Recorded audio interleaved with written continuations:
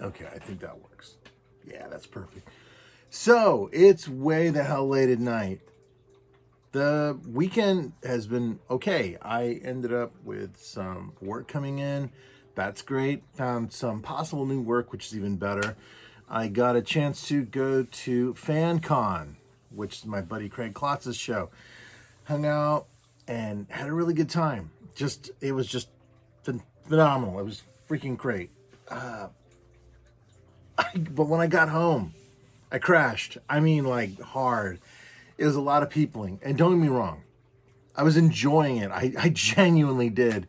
But I kind of went beyond what I had wanted to do because I thought, okay, I'm going to go hang out for a little while. I'm going to leave right around 1 or something like that to get back home. It's not a lot of stuff I wanted to accomplish.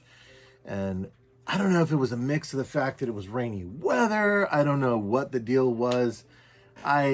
It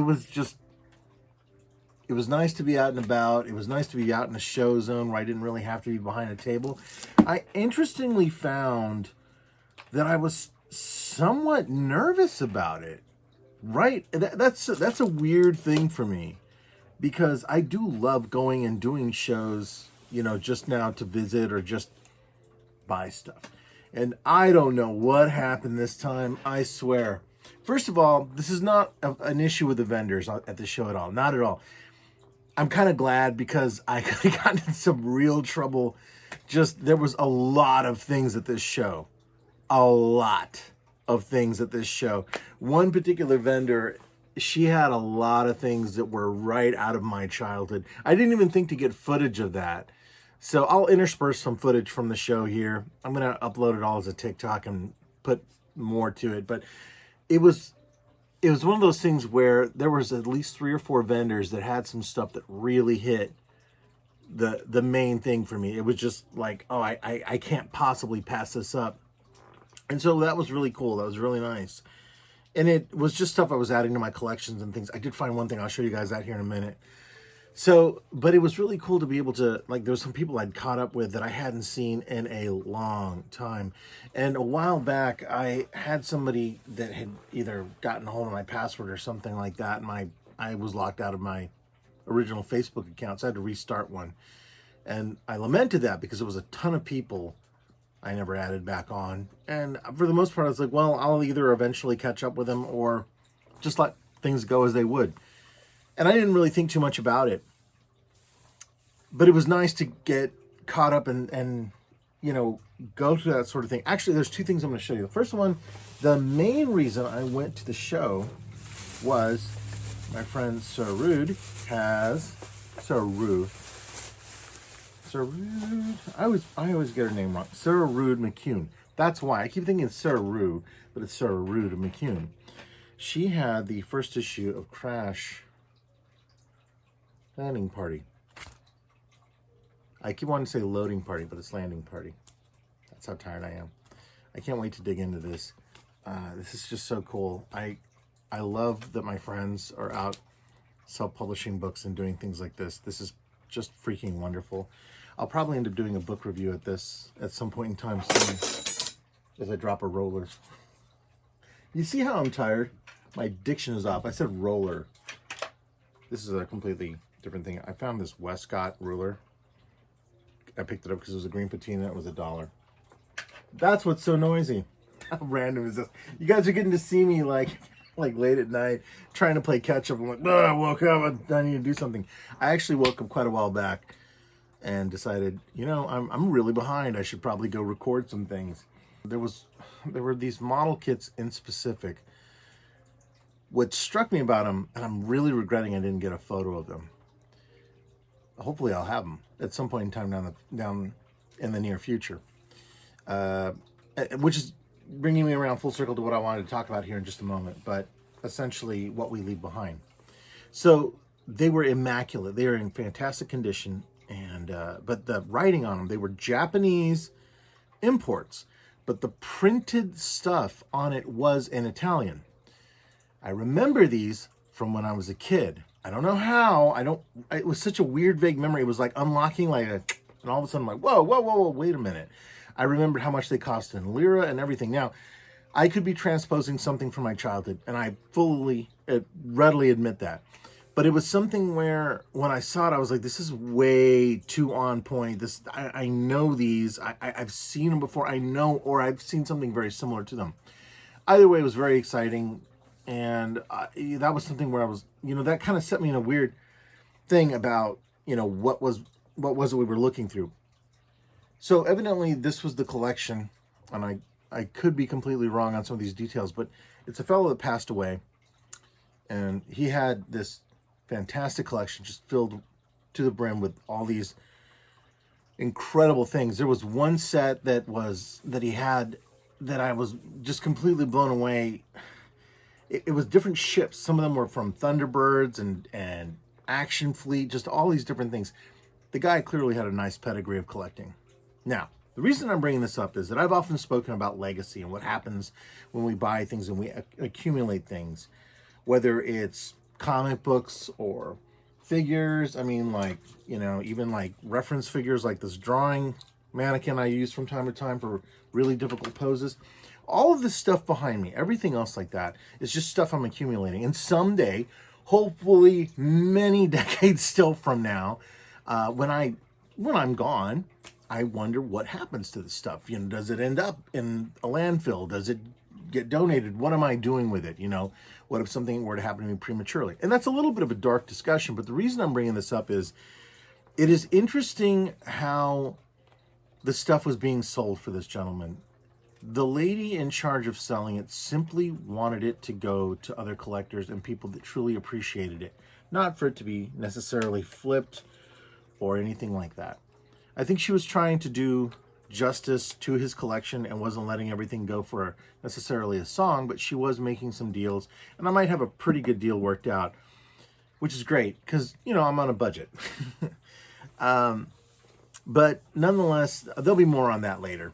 So I got a chance to swing by my favorite toy store, 1313 Mockingbird, and Terry was there. A bunch of people. It was nice to see people in the store. I imagine whenever there's a show like FanCon in Lawrence, which is the same city 1313's in, that it probably bolsters his sales somewhat to some degree.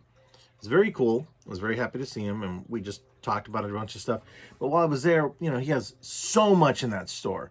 It's not a large store, but it is a powerfully filled store, and he has so many things that I'm certain he still has in storage that has yet to make it to the front lines of the pegboards.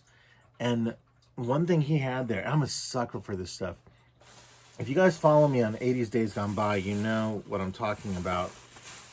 So, first of all, I also want to show you this other thing. This is not the item I picked up from him. I was at the show for all of maybe 10 minutes, and the second item I bought was this incredibly awesome GoBots ruler. And I remember seeing these when I was young. It's just a simple ruler with an adhesion strip on there, but this is the official one. And I thought, my God, this is so random and rare, and it's going to join my GoBots pencil bag, which I picked up at another event, and I was sitting over there actually on top of a bunch of other stuff I've got to purse through. So this was amazing. This is called Slusher Car, okay? And it is a Japanese wrap toy. Sometimes I find things on my collections or my collecting habits lead me down a different path. But I am a sucker because I'm a graphic designer and an illustrator.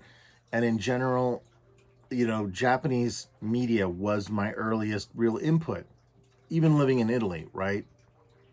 I remember stuff like Hanna-Barbera, but really the hardcore stuff was that. And even as a youth, I really loved Godzilla movies late at night. And I'm a huge fan of combiner robots, super robots. And look at this. Look at that. I was like, this is clearly a knockoff of the Constructicons, but in such a beautiful way. And Terry had it for $25, and that was a steal. This is in phenomenal condition. I was really happy. There is a punch hole up here, but that can be flattened down. The instructions on the back are super. This is made in China, and this is by the company. Oh, there is no toy company. It's just Slusher Car. Yeah, so the back has everything in Chinese. And Chinese knockoffs are something else. They don't care about trademark infringement, anything else like that. I mean, clearly this is an original character, but very much Super Robot Constructicon based, especially that. Come on. I'm not even sure where this one fits in here. It was just, you know what? We got an extra bot and he's Constructicon colored like. We're just going to go and throw him in there. I don't know what the story is behind this. I love it so very much. The crazy part is the side of it almost looks like one of those color changing decals. You know, like on Battle Beasts and like Transformers had them for a while where like you rub the decal or the emblem and it was like, it's really an Autobot. It's really a Decepticon. And just that stuff was so freaking cool. This is staying carded. This is never, ever coming out. I have a few of these that I've got to order some collector cases for. But unlike a lot of the other rack cards you'll normally find that have like a non-glossy backing and usually nothing on the back, this is really sturdy. It's one of the reasons why I don't think it is a rack toy carded example, but it's just different how much thicker this is and how good the adhesion is on the bubble and stuff. So this is something, I totally went nerd on Terry for a moment. I'm like, actually, you know, because I was talking about all these other things, and I have to be careful because my enthusiasm will be, as I've been told before, a little overpowering when it comes to stuff like that. And then I didn't even notice that Terry put this flyer in here for an upcoming show, Crypticon, which I've never done this show. I really need to get out to it.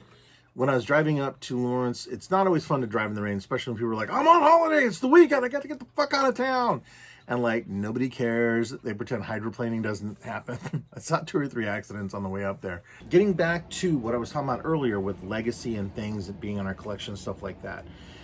Modern society is very much based on the idea that we can accumulate things and we enjoy them, and sometimes we can overlook them, and sometimes we don't always appreciate what we have. I have started doing more mindfulness where I am actually walking around either my studio, my home. I'm looking at things I have and being appreciative for what is there. We can always get more things. We can always discover more things and want more things, and that's fine.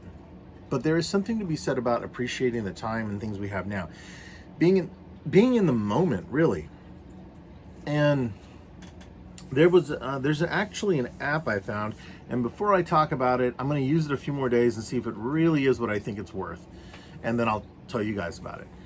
But between that and then some really awesome coaching that I've been going through, which I know there's a lot of you out there that are going to be like, oh God, the thing with the coaching. I'm not promoting it. I'm saying it was exactly what I needed at the time. And not necessarily the coaching as much as the coaching in tandem with a really wonderful support group system through Discord with other artists from around the world and different things like that. Being able to talk about, reminisce, and open up with others about everything under the sun that is a struggle, from financial income to challenges with creativity. All of these things have allowed me to be able to open up my mind more to the idea that I don't have to be complacent with the things that I will have that don't work out or challenges that show up. And if I have regrets, that's fine. Of course I can have regrets, but I have to remember to not be locked down by those exact same things and then let them just keep me in place at the same time, because life is going to pass me by. So it's been really refreshing to have that. I'm really glad that that is now something that I'm starting to overcome, I believe. And I'm looking forward to where that's going to lead down the road. But it also involved taking a really hard look at what I do professionally and how I want to present myself and what I would like to do. And, you know, even if I fail at that, it's okay. There'll be other opportunities. There's going to be other things. Sometimes just showing up for one thing will unlock a lot more. And I'm beginning to realize that's an important aspect that I always overlooked. So with that, thanks for watching, guys. I think that's enough for now. I've been asleep for a few hours because just like I said, I got home like around 5, and I remember I fed the dogs, I fed the cats, And I was like, you know what? I think what am I going to do now? And I was just fucking out. It's like somebody put me in a sleeper hold. It was insane. Oh, man. Yeah. I don't want to admit that it could be old age creeping up, or it could literally be just that much talking to and interacting with people is really weird. Oh, I'm going to end on this. I feel bad because I haven't updated my blog in a while. And I'm going to do a small, humble brag. I hate doing shit like this because I'm terrible at self-promotion, talking about myself in regards to what I create. I will talk shit about all kinds of other things, though. I had exactly 9 people come up at the show today, and this was so cool. It was people that recognized me from YouTube. It was people that recognized me from TikTok. It was people that had recognized me from other shows I did, and they thanked me for the blog posts I had written about shows, how it had formulated what shows they had gone to, what they encountered. There was a few of them that asked me how I was doing after all of the debacle of 2022. I forgot that, like, in some circumstances, since I don't get out to shows as just an attendee as much, I don't get to talk to people as much. And it was, fuck guys, it was really, really nice. The feeling of knowing somebody's either reading my blog or watching these videos or interacting, it means more than you guys can possibly imagine. I don't want all the views in the world. I just want to know that if I'm making something, maybe somebody somewhere draws something out of it and they feel compelled to want to go, I'm going to go do this show now, or I'm going to really think about aspects of my life and, you know, in comparison to what he's going through, and understand this about myself. Because it's always an idea that I don't want to drive a narrative toward anyone. I just want to be open about what I'm experiencing and what I'm talking about in my adventures going through being an artist. I used to be so closed-lipped about it, and I realize now, like, over the last 3 to 4 years, that it's much more important to be open about things. And it's helped me develop as a storyteller. It's helped me develop as a person. It's helped me overall just become much more aware of what I needed to work on and where I need to go from here. And where I need to go from here is toward the stop record button so I can get some shit done tonight. Thanks for watching, guys. And I will catch you next week in my next update. See ya.